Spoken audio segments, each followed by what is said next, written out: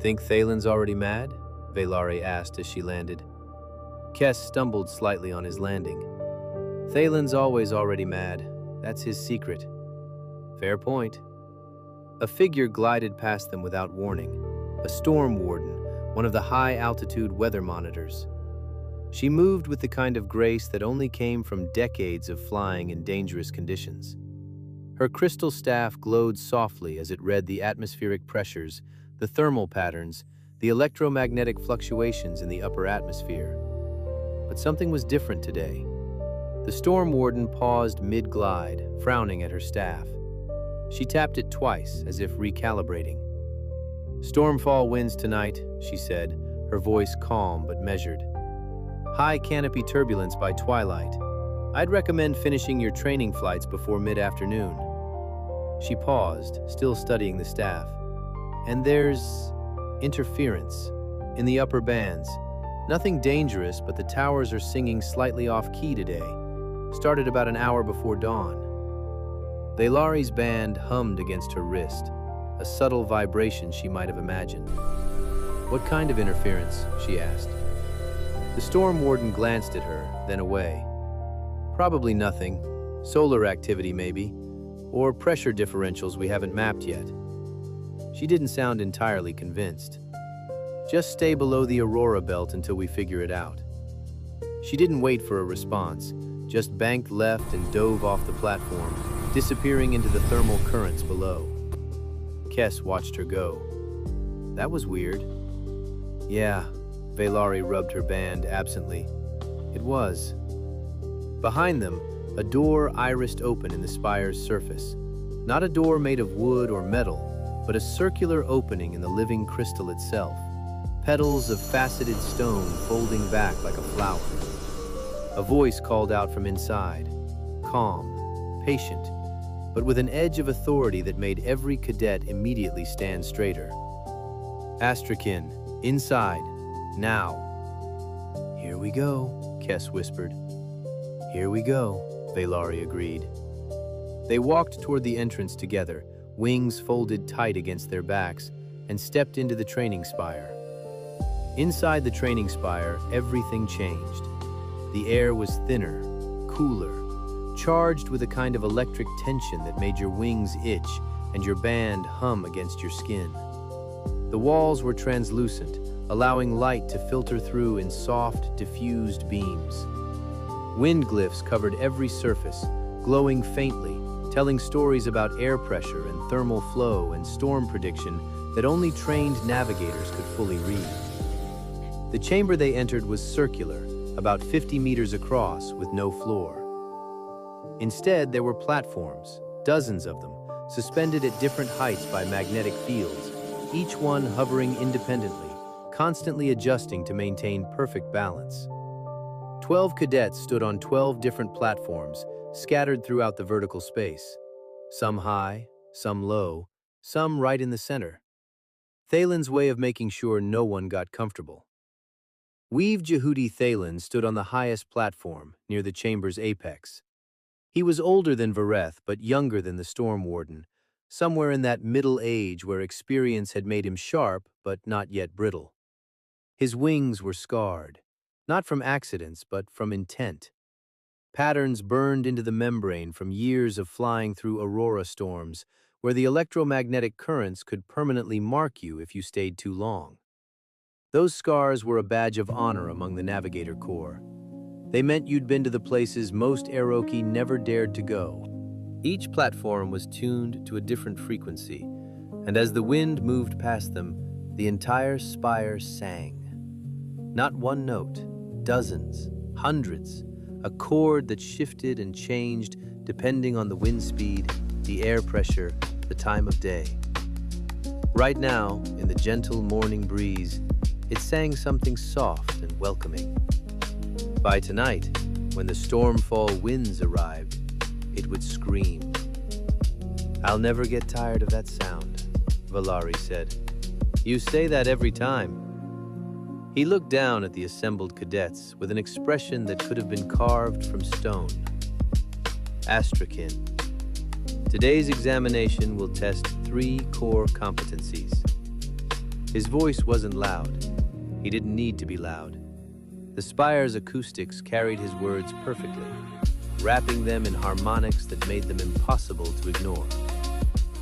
Thermal recognition, predator evasion patterns, and high canopy navigation. He gestured with one hand, and the air between the platforms shimmered. A holographic projection bloomed into existence, a three-dimensional map of the sky above Teshval, rendered in glowing lines of colored light. The cadets leaned forward, studying it. The map showed everything. The thermal currents, red for warm, blue for cold. The crosswind zones where different air masses collided. The lanes created by the towers. The aurora belts in the high canopy where navigation got dangerous. And today, there was something new. A cluster of orange warning markers near the top of the map, in the region where the high canopy met the star stream. But also, scattered throughout, faint gray patches that Valari didn't recognize. Areas where the data seemed incomplete, fuzzy. "You'll notice the stormfall thermals are rising early," Thalen said. He zoomed in on the orange markers. "They're creating crosswind interference in the high canopy. Nothing catastrophic yet, but enough to make navigation challenging." One of the cadets, a broad-shouldered male named Torvin, spoke up from his platform below. "How challenging, Weave Jehudi?" "The kind that kills overconfident pilots." Silence. "Your exam window is limited, 3 hours. After that, I wouldn't recommend anyone fly higher than the Sky Reef belt." Another cadet raised her hand, a slight female with wings that shimmered like oil on water. "What about those gray areas on the map? I've never seen those before." Thalen's jaw tightened almost imperceptibly. "Sensor gaps. The tower network is experiencing minor calibration issues this morning. Nothing that affects your exam routes. We've verified those corridors manually." "But what's causing—" "One more thing," Thalen interrupted. The hologram shifted. The thermal currents faded, replaced by something else. A silhouette. Serpentine. Massive. Coiled around a column of superheated air like a snake around a branch. Valari's breath caught. "Oh no," Kess whispered from his platform. "Errol Koran have been sighted in the upper storm belts. Storm climbers, one of the apex predators of Aevyssar's high atmosphere. Creatures that generated their own lightning, that hunted by disrupting the very air currents their prey relied on to fly. Beautiful, intelligent, lethal. If you encounter one, you do not engage. You do not flee recklessly. You adjust your wing beat frequency to match the ambient wind speed, and you drift laterally, not up, not down, until you're outside their sensory range." He looked at each cadet in turn. Errol Koran hunt by sensing disturbances in air pressure. If you panic, if you flap wildly, if you try to outrun them, they will catch you. Understood? "Understood, Weave Jehudi," the cadets answered in unison, some more confident than others. "Good. First flight group, Valari, Kess, Torvin, and Selen. You'll launch from the upper platform and proceed to Waypoint 1 in the mid-sky corridor. I'll be monitoring your progress from the observation terrace." He paused. "Do not disappoint me." "No pressure," Valari muttered. Thalen didn't look at her. "Pressure is the only thing keeping you in the air, Astrakin Valari. Best get used to it." Her platform began to rise, lifting her toward the chamber's exit portal. Kess, Torvin, and Selen's platforms did the same.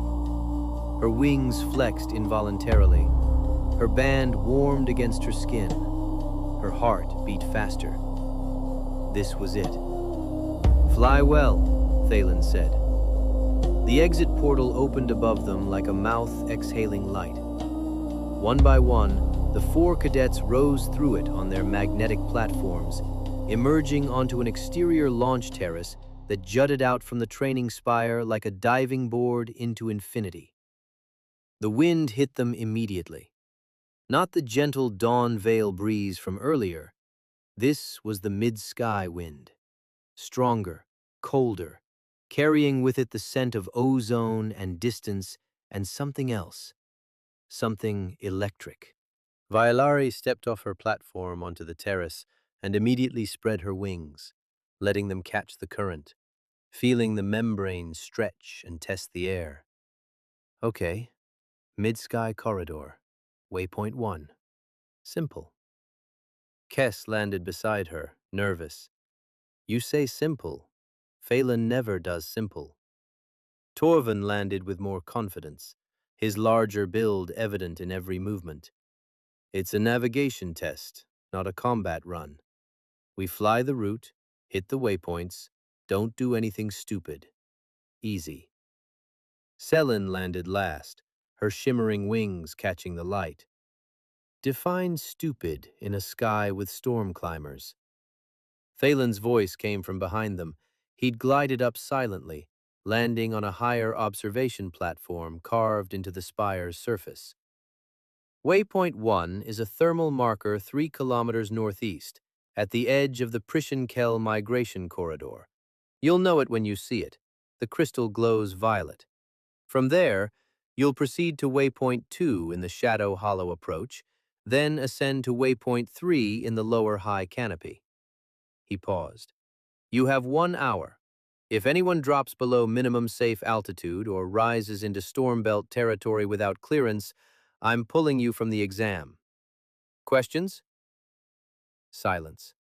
Good. Launch when ready. Torvin didn't wait.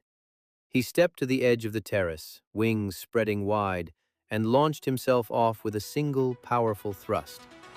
He dropped for 3 seconds before catching the thermal, then shot forward like an arrow, already halfway to the first waypoint. Show off, Kess muttered. He's fast, I'll give him that, Selin said. Vailari stepped to the edge. Fast doesn't always mean smart. Come on, let's fly. She didn't thrust. She just stepped off. Fell. Let gravity take her. 3 seconds. 4. 5.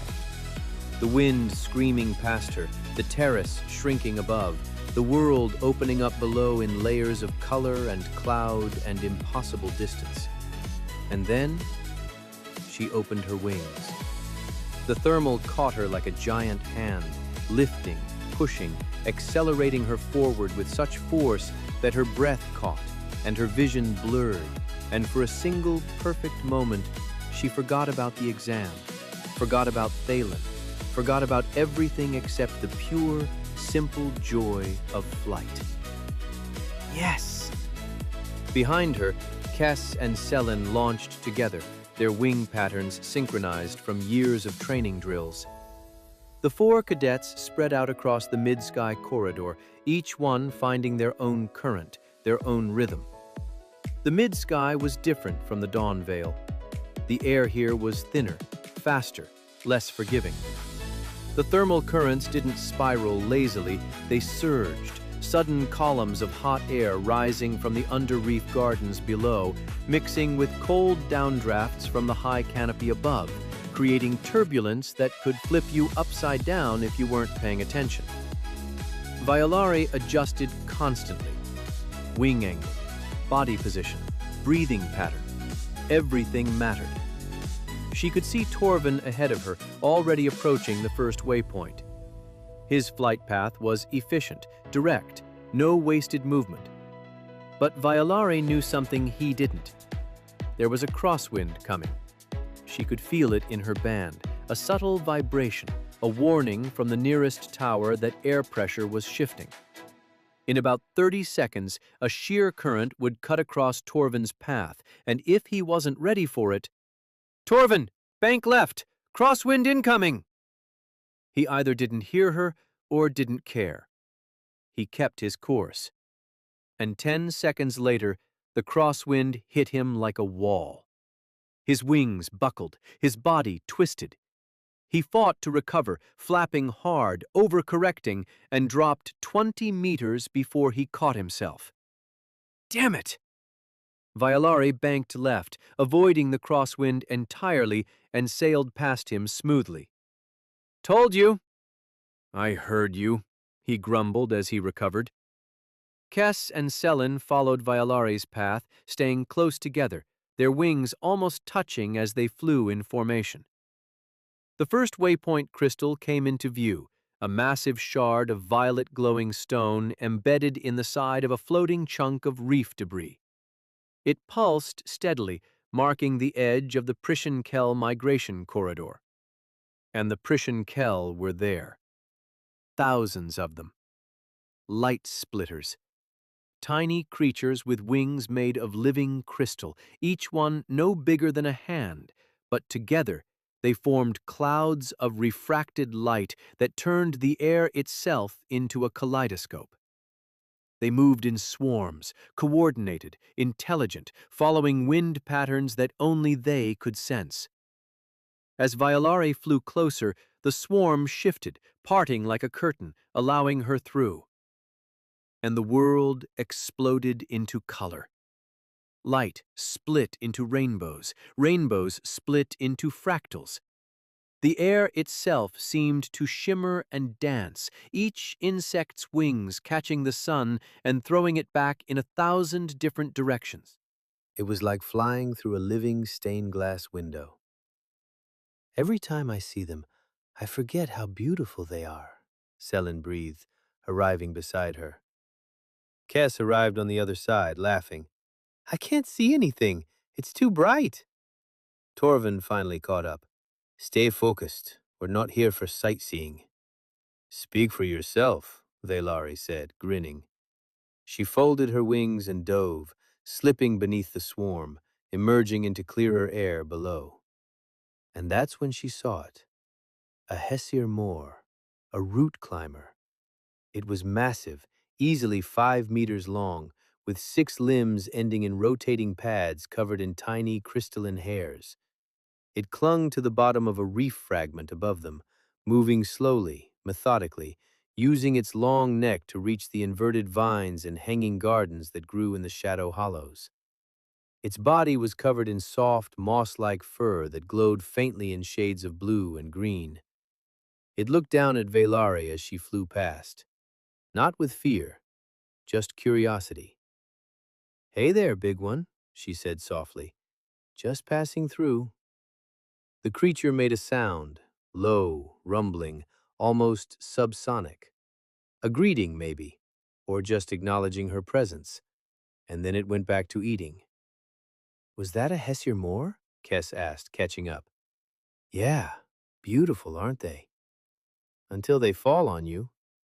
They don't fall, they glide. Have you ever seen one glide? No, but I've heard, quiet, both of you. Selin's voice had changed, gone flat, tense. Velari looked over at her, confused. Drethvos, Selin said, not looking at them. 300 meters, 2 o'clock. Velari's heart skipped. She followed Selin's gaze and saw it, barely. A sky stalker, 6-limbed, predatory.